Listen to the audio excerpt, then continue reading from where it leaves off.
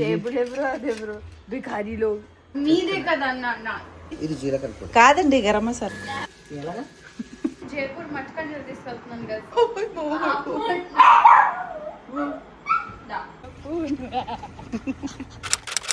Hi hello నమస్తే, welcome back to my channel Bhagyalakshmi నివాసం.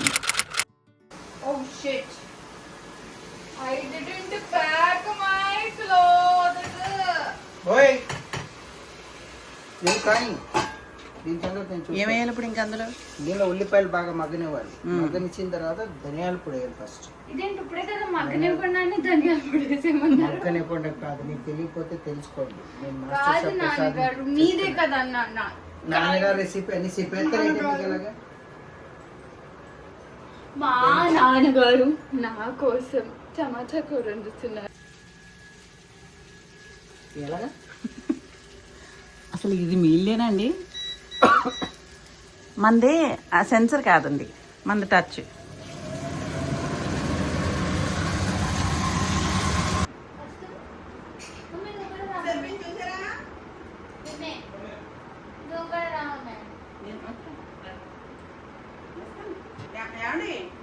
అక్కడ పెట్టాను అన్నం పెట్టుకోండి.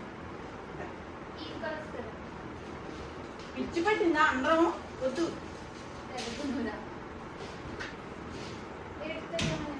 వాడికి ఆకలేస్తుందంట. అన్నం పెట్టుకొని ఇందాకనగా అడిగాడు, పెట్టే వదిలేసి. పొద్దునుంచి ఏం తెలియదు అది.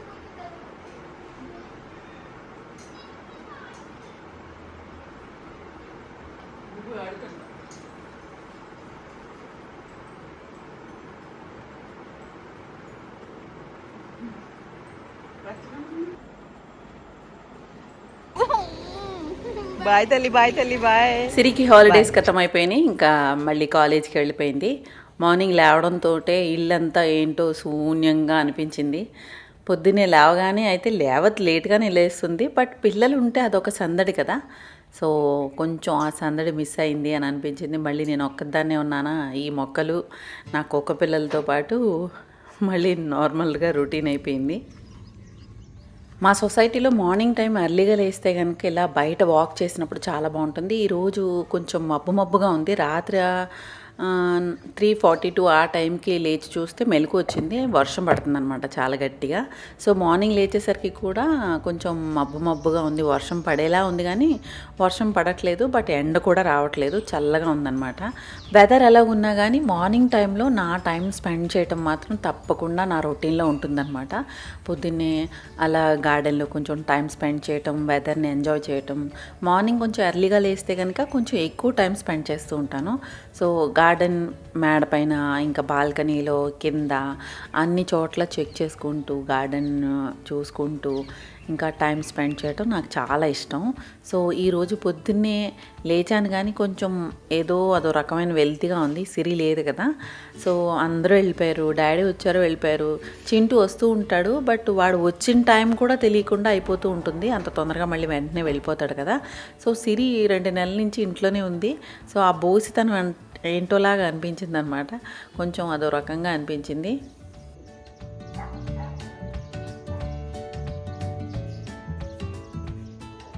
టెర్రస్ మీద ఉన్న ఈ ప్లాంటర్స్ చాలా పెద్దవి.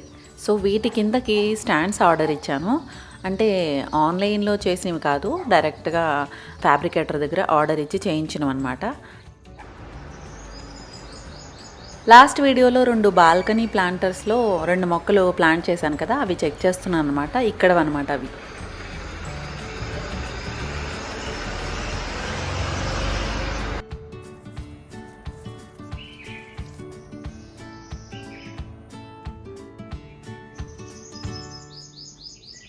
మేడపైకి స్టాండ్స్ కావాలన్నాను కదా, కొద్ది కిందకి ప్రసాద్ గారు ఇవి తీసుకొచ్చారు. అన్నీ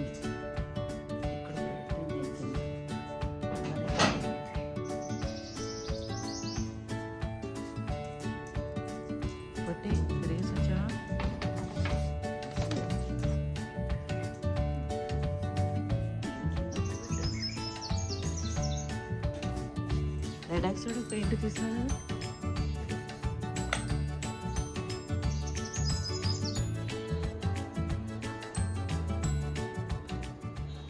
మనందరం సోషల్ మీడియాలో చూసేది ఒక పర్ఫెక్ట్ ప్రపంచంలా అనిపిస్తుంది కదా. అందరూ చాలా డిసిప్లిన్గా ఉన్నట్టు, వాళ్ళ రోజు మొత్తం ప్లాన్ ప్రకారమే జరిగినట్టు, అన్నీ చాలా ఈజీగా మేనేజ్ చేసేస్తున్నట్టు కనిపిస్తుంది. కానీ నిజ జీవితంలో అలా ఉండదు కదా. మనం చేసేది ఒకటి, మనకి ఎదురయ్యేది ఒకటి, మనం అనుకున్నది ఒకటి, అయ్యేది ఒకటి, ఇలా ఉంటుంది. సో మన డేని మనం కంట్రోల్ చేయలేం, కానీ మన రోజును ఎలా మన చేతుల్లోకి తీసుకోగలమో అది మన చేతుల్లోనే ఉంది. అందుకే ఇప్పుడు నేను ప్రతిరోజు పర్ఫెక్ట్గా ఉండాలని ప్రయత్నించను. ఆ రోజు ఎలా వచ్చినా దాంట్లో కొంచెం బెటర్ ఉండగలిగానా అనేది మాత్రమే చూసుకుంటూ ఉంటాను. ఎందుకంటే ప్లాన్స్ మారిపోవచ్చు, మన హ్యాబిట్స్ మాత్రం మనతోనే ఉంటాయి. అందుకే ఎంత బిజీగా ఉన్నా, ఎంత హడావిడిగా ఉన్నా నేను కొన్ని చిన్న రూల్స్ మాత్రం వదలకుండా ఫాలో అవడానికి ప్రయత్నిస్తాను.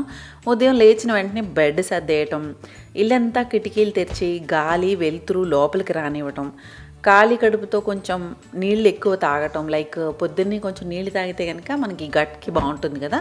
సో అలా వాడిన వస్తువులు మళ్ళీ అదే చోట పెట్టేయడం, ఏదైతే సరుకు తీస్తానో ఆ థింగ్ని మళ్ళీ వాపస్ ఎక్కడ తీసానో అక్కడ వెంటనే పెట్టేయడం.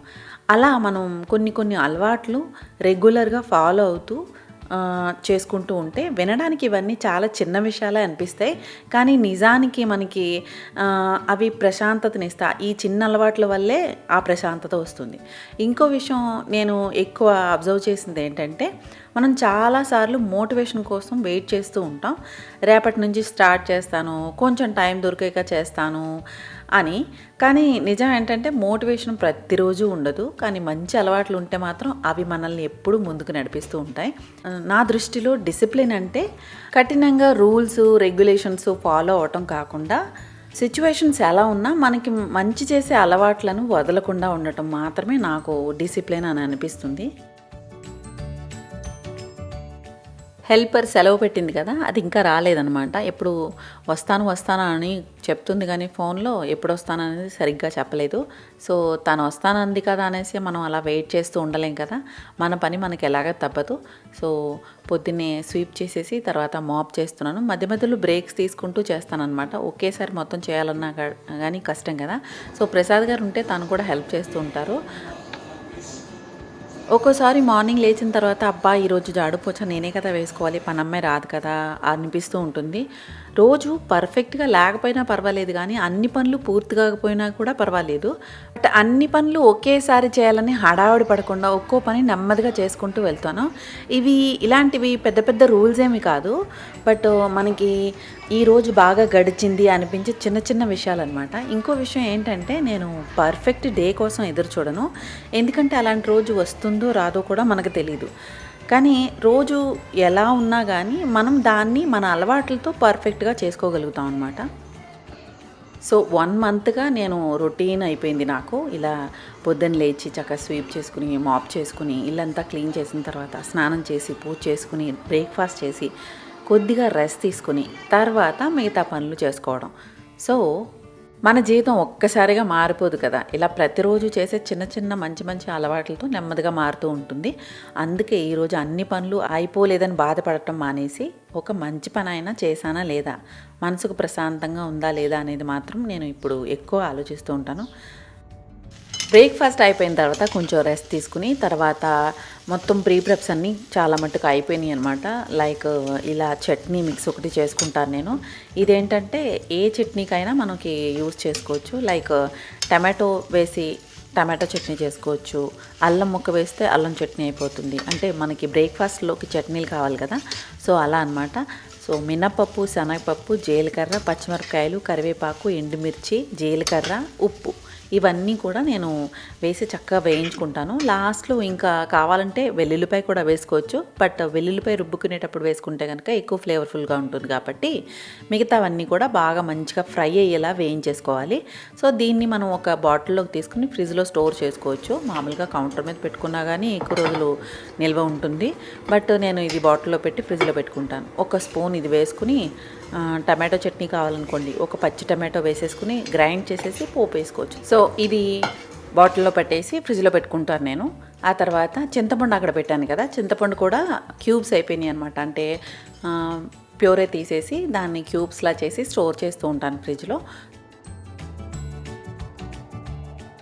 సో ఇలా చట్నీలో కూడా మనకి చింతపండు అవసరం ఉంటుంది కదా, ఇలా ఒక చిన్న క్యూబ్ వేసేసుకుని చట్నీ రుబ్బేసుకోవచ్చు. అదే పప్పు, చారు, పులుసు ఇలా చాలా రకాలుగా మనం చింతపండు వాడుతూ ఉంటాం కదా. అప్పటికప్పుడు పులుసు తీసుకుని వాడుకోవడం కొంచెం కష్టం కాబట్టి ఫ్రిడ్జ్లో చాలామంది గుజ్జు తీసి మామూలుగా ఫ్రిడ్జ్లో పెట్టుకుంటారు.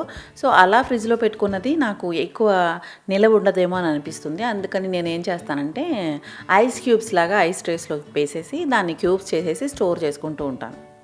సో గుజ్జుని చక్కగా మనకి పల్ప్ అంతా వచ్చేసేలాగా గుజ్జు తీసేసుకుని దాన్ని సిమ్లో పెట్టి ట్రైప్లై ప్యాన్లో అలా వదిలేసి చక్కగా ఉడికిపోయిన తర్వాత దగ్గరికి అయిపోయిన తర్వాత దీన్ని బాగా చల్లారనిచ్చి మనం ఐస్ ట్రేలో వేసుకుని ఐస్ క్యూబ్స్ చేసేసుకోవచ్చు అనమాట.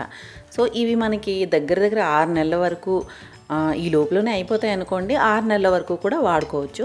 సో నేను ఎప్పటి నుంచో ఇలా చేస్తున్నాను. దీంట్లో ఇంకా వేరే ఏది వేయనమాట. చాలామంది పసుపు, ఉప్పు అలా చాలా వేస్తూ ఉంటారు. నేను ఓన్లీ చింతపండు గుజ్జు మాత్రమే దగ్గరికి ఉడకపెట్టకపోతే కనుక కొంచెం అది చలివాసన వచ్చే పాడయ్యే ఛాన్స్ ఉంటుందన్నమాట. అందుకని నేను ఉడకపెట్టి గుజ్జు చేసి తర్వాత దాన్ని చల్లారనిచ్చిన తర్వాత క్యూబ్స్ చేస్తూ ఉంటాను. తర్వాత అల్లం వెల్లుల్లిపాయ పేస్ట్ కూడా అయిపోయింది. అల్లం వెల్లుల్లిపాయ పేస్ట్ ఒకటి, ఇంకా అల్లం విడిగా పేస్ట్ చేసి క్యూబ్స్ చేస్తూ ఉంటాను. తర్వాత వెల్లుల్లిపాయ విడిగా పేస్ట్ చేసి క్యూబ్స్ చేస్తూ ఉంటాను.